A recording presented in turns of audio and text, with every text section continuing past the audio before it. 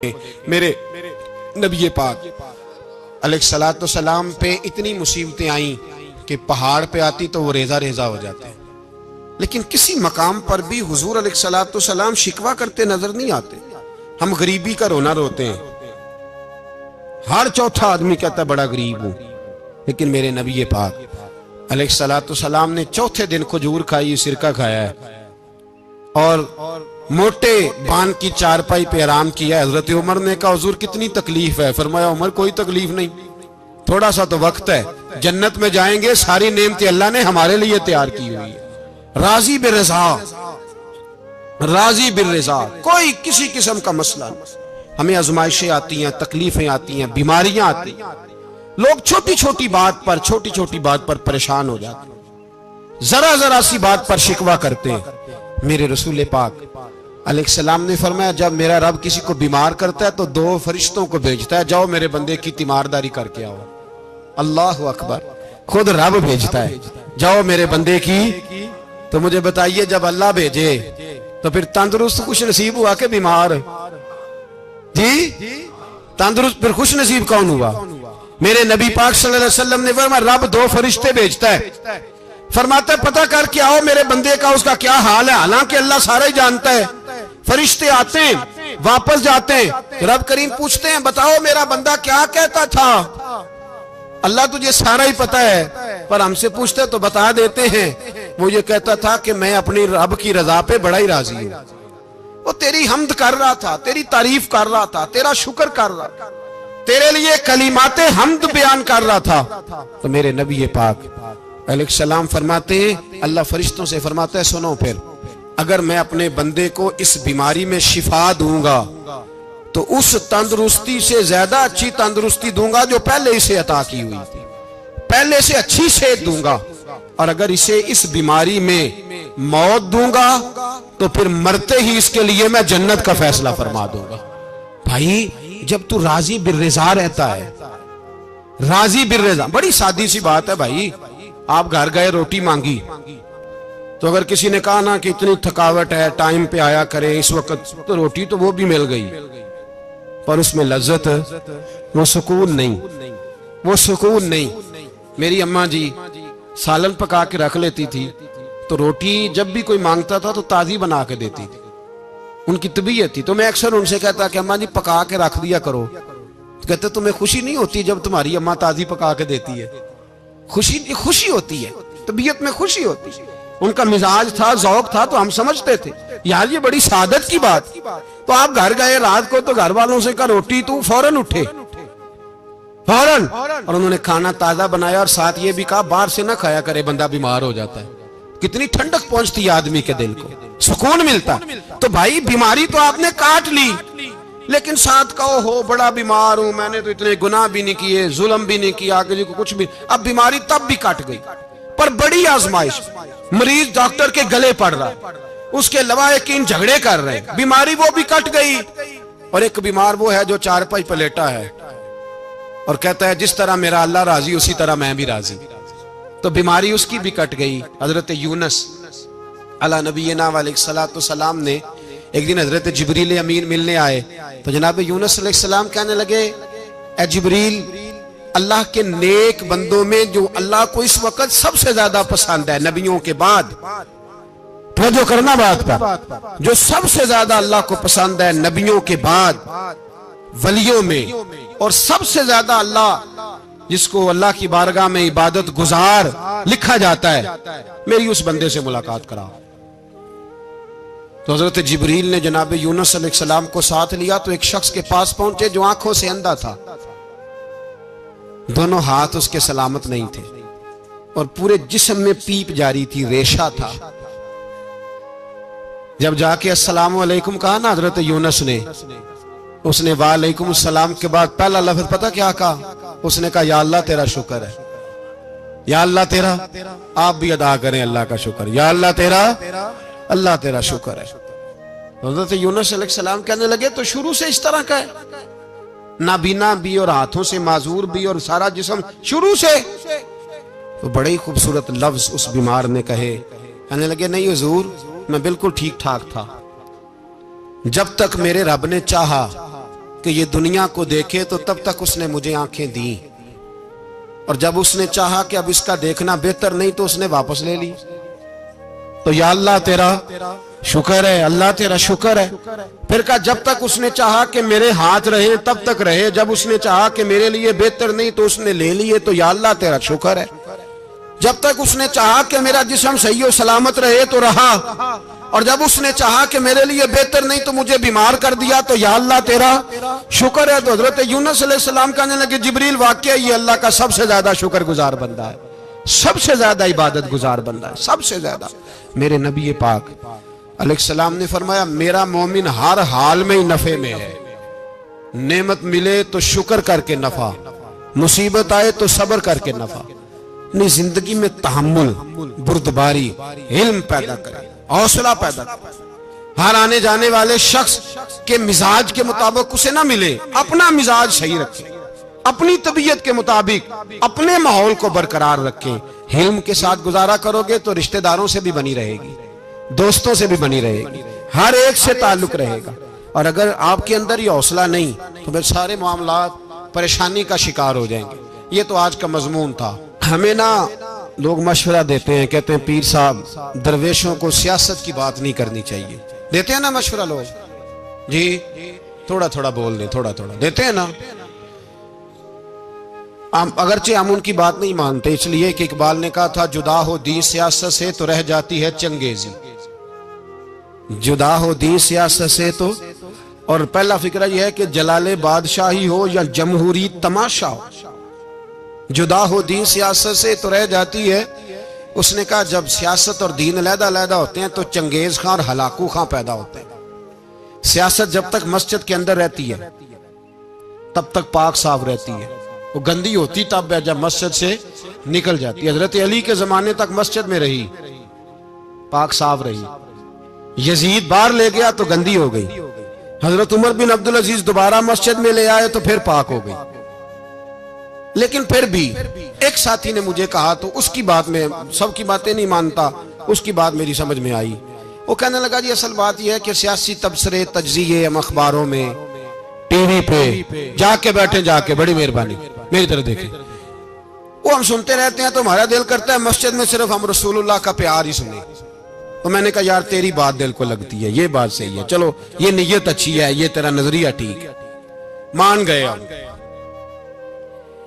मैं चला गया दुकानदार के पास और मैंने उसको जाके कहा कि गाड़ी का इंजन खोलो, इस तरह करो, इस तरह। उसने कहा मौलाना आप जाके ना घर तो फिका की किताब खोलें, इसलिए कि गाड़ी के इंजन के बारे में आपको मालूमात, यहां अगर आपने ये काम करना है तो इसको पढ़ें, किसी उस्ताद के पास वर्कशॉप पे आए, आपके हाथों को, मुंह को, चेहरे को मिट्टी लगे, धुआं लगे, ग्रीस लगे, फिर आपको पता चलेगा इंजन कैसे खुलता है। सही कह रहा हूं नहीं सही कह रहा?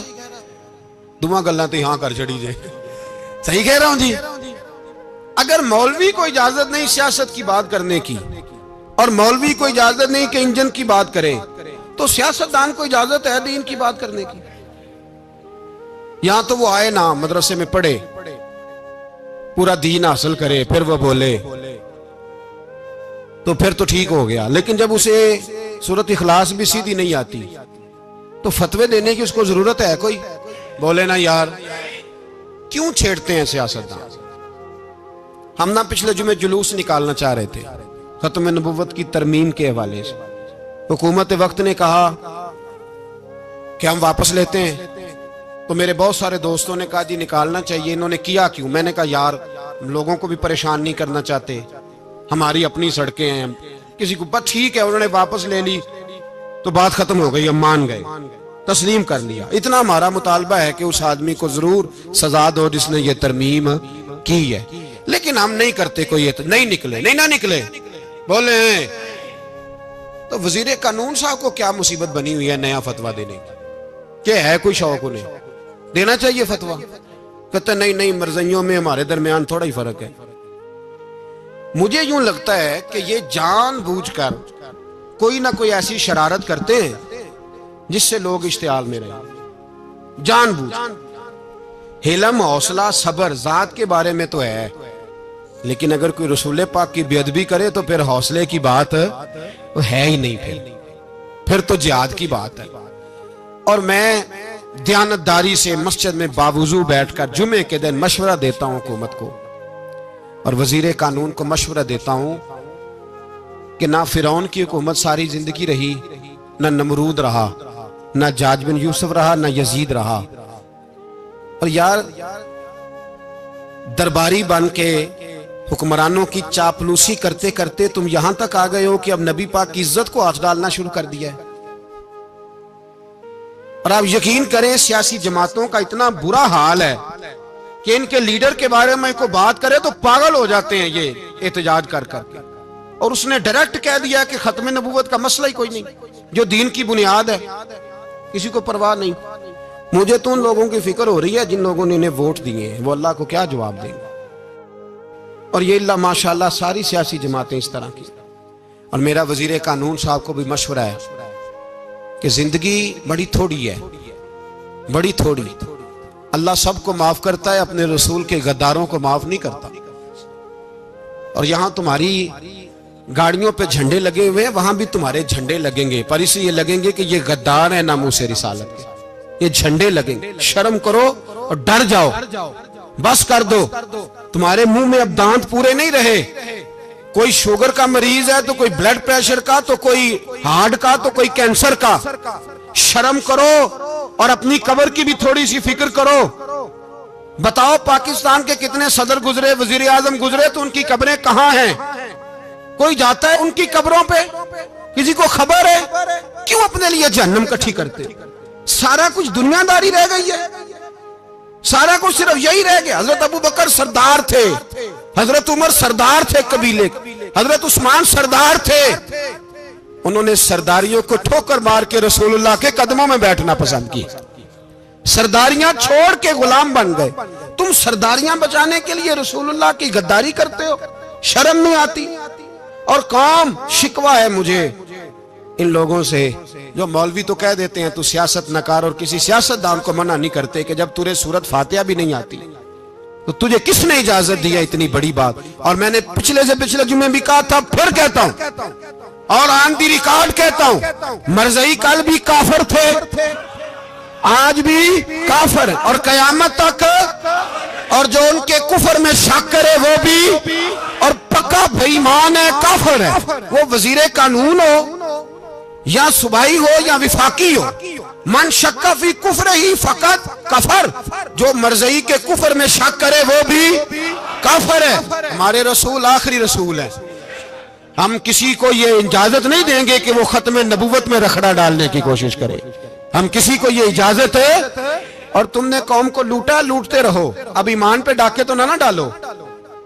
तुम्हें दौलत लूट के पेट नहीं भरा, अब ईमान लूटना शुरू कर लिया है।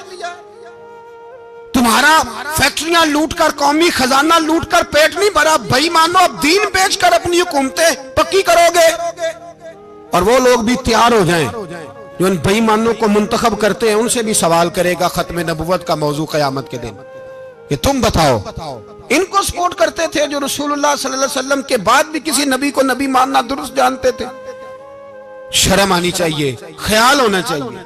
और मैंने कहा कि हमारा दिल नहीं चाहता, आप यकीन करें। हमें शौक है जुलूस निकालने का, तुम्हारे खिलाफ बातें करने का। तुमने रोज थर्मामीटर निकाला होता है, चेक करते हो कि ईमान कितना है कितना नहीं है। ये पाकिस्तान अगर सूबा सिंध है तो हजरत अब्दुल्ला शाह गाजी का है, अगर बलोचिस्तान है तो हजरत बाबा अब्दुल रहमान का है, और अगर पेशावर है तो वो सूफिया का है, और अगर ये धरती पंजाब है तो ये दाता अली अजमेरी की है, ये बाबा फरीदुद्दीन की है। इसमें किसी गद्दार को कब्जा करने की इजाजत बिल्कुल नहीं मिलेगी। और हम वो लोग भी नहीं जो चुप करके अंदर सोते रहे, कौम जो करती है करती रहे, हमें परवाह नहीं। ना, ऐसी कोई बात नहीं। कोई बंदा ना समझे कि इन्हें होश नहीं, इन्हें पता नहीं, हमें सारा कुछ ही आता है। फिर अगर कल को कोई मुमताज कादरी पैदा हो गया तो शिकवा ना करना। कल को कोई फिर से आमर चीमा निकल आया तो शिकायत ना करना, याद रखना।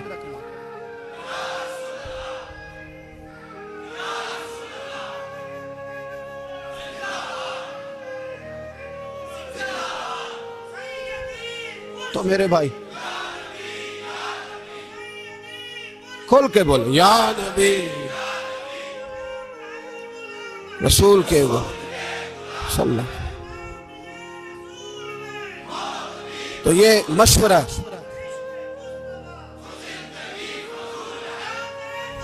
जज़ाक, तो ये तुम्हें मशवरा है।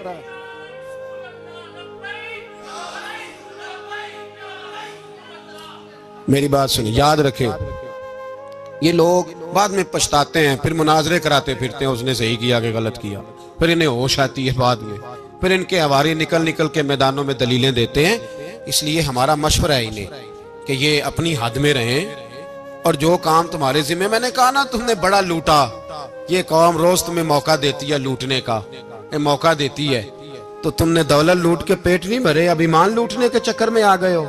याद रखो, मुसलमान गुनाहगार हैं, गद्दार नहीं है। तुम्हें दौलत लूटने का तो शायद मौका मिल गया है, पर ईमान लूटने का मौका नहीं मिलेगा। तो इसलिए इसको लगाम दो। और वैसे भी कुत्ता जो पालतू होता है ना, उसको घर के अंदर संगली से बांध के रखना चाहिए।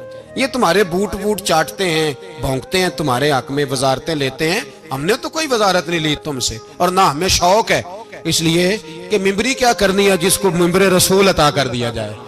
उसने क्या करनी है ये मिंबरियां, इसको पक्का पक्का मिंबरे रसूल दे दिया जाए। तो इसलिए इससे बाहर आओ। मैंने कहा बड़े बड़े नमरूद, फिरौन, कारून दफन है, तुम्हारा भी नाम तक नहीं होगा, बिल्कुल नाम नहीं होगा। इसलिए हमारा मशवरा, और आप लोग भी आए ना ये अगले साल, तो इनको खड़ा करके पूछ लेना, इस्लामी जमहूरिया पाकिस्तान का तुमने MPM बनना है, पहला कलमा ही सही सुना दो। चलो खुदा का वास्ता यही बता दो कि तुम्हें नमाज भी ढब से आती है कि नहीं। और आपकी मौज है, आप बिठा लेते हैं सर पे, क्या करें, समझाने वाले मुफ्त गुनाहगार हो गए और बहकाने वाले सब तुम्हारे यार हो गए।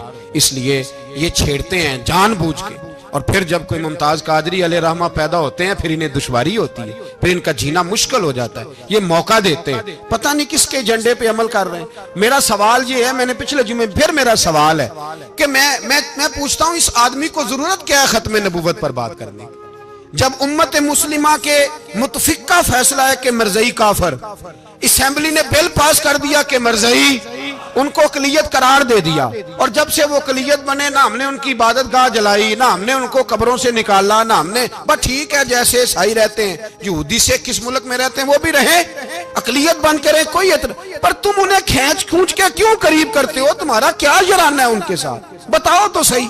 इन लोगों से इनको चाहिए अपने मुंह में लगाम डालें, और अगर नहीं डालेंगे फिर इंशाल्लाह डाली जाएगी, और बड़ी तगड़ी डलेगी, और फिर ऐसी डलेगी, ऐसी डलेगी। सलमान तासीर जब मरा था ना, तो 5-5 लाख रुपया मौलवियों को ऑफर की, जनाजा पढ़ाओ। 5-5 लाख रुपया छोटे छोटे मौलवियों को। और दाता साहब की मस्जिद के खतीब भी सुबाई जो थे, वो खतीब थे, मुलाजिम थे, उन्होंने कहा कि ईमान नहीं बेचना, निकालना नौकरी से तो निकाल दो। और बादशाही मस्जिद का मौलवी जिसका पता ही नहीं चलता, कभी किधर चला जाता है कभी किधर, यहां तो वो भी खड़ा हो गया। उसने कहा ना, ईमान नहीं बेचना। गवर्नर हाउस की मस्जिद का इमाम कहने लगा कि बख्शा जाना ना जाना ये तो रहमत इलाही का मामला है, पर इतना गंदा जनाजा नहीं पढ़ना, इतना गंदा जनाजा नहीं हम पढ़ेंगे। मरने के बाद तुम्हारे जनाजे नहीं पढ़े जाते, तुम्हारी कब्रें खराब होती हैं, किधर है तुम्हारी दौलतें? और वो मौलवी आज तक पता ही नहीं किधर गया जिसने उस गलीज का गंदा जनाजा पढ़ाया। तो भाई अपनी कब्र अशर को, जब जहां तुम्हारे जनाजे नहीं पढ़े जा रहे तो वहां तुम्हारा क्या हाल होगा। इसलिए इन लोगों को चाहिए कि अपनी जिंदगी इस तरह गुजारें कि कुछ ना कुछ मुंह लेके सरवरे कायनात के पास चले जाएं, वरना ऐसा ना हो कि यहां भी फिटकार और वहां भी फिटकार। इसलिए हमारा मुतालबा है हुकूमत से कि शर्म करो, और ऐसे बेईमानों को, काले नाग जो तुमने भर्ती किए हुए, इनको निकालो। और अगर तारीफें करवानी हो, तलवे चटवाने हो, तो अंदर कमरों में इनसे चटवा लिया करो। इनसे कहो कि यहाँ हमारी नौकरी करो, बाहर निकल के रसूलुल्लाह सल्लल्लाहु अलैहि वसल्लम के दीन के बारे में गुफ्तगू ना करो। इसलिए कि अल्लाह तबारक व तआला ने इस दीन के अंदर बड़ा हुस्न और बड़ा जज्बा रखा हुआ है, बड़ा वकार है। हमारा मुतालबा है हुकूमत से कि खत्म नबूवत के मसले पर कोई सियासतदान गुफ्तगू ना करे। आप तायद करते हैं इस बात की? इस पर कोई सियासतदान, कोई गुफ्तगू? हमारे पास बड़े तमाशे हैं सियासत करने को, बाकी तमाशों पे सियासत करो। ये रसूलुल्लाह की नामूस का मामला है, ये छेड़ने की तुम्हें इजाजत? मुझे समझ नहीं आती यार, जब बात खत्म हो गई, असेंबली ने बिल वापस ले लिया, तो सूबाई वजीर कानून को आखिर तकलीफ क्या है? आपके पास जवाब है कोई इस बात का? बात खत्म हो गई, हमने जुलूस नहीं निकाला, छोड़ दिया, खामोश हो गए। उलमा ने मीटिंगें बुलाई थी, कैंसिल कर दी। ठीक है जी बात, अब दोबारा से क्यों छेड़ते हो? फिर कहते हैं एहतजाज होता है, शोर होता है। तुम खुद ऐसी हरकतें करते हो जिससे अफरा तफरी पैदा होती है। ये मुल्क रसूलुल्लाह के नाम पे बना है और कयामत तक यहाँ वही होगा जो मेरे रसूल पाक सल्लल्लाहु अलैहि वसल्लम की रिजा होगी। और नबी पाक के कानून के खिलाफ कोई कानून यहाँ चल सकता? अल्लाह हमें समझने की तौफीक अता फरमाए। आखिर दावाना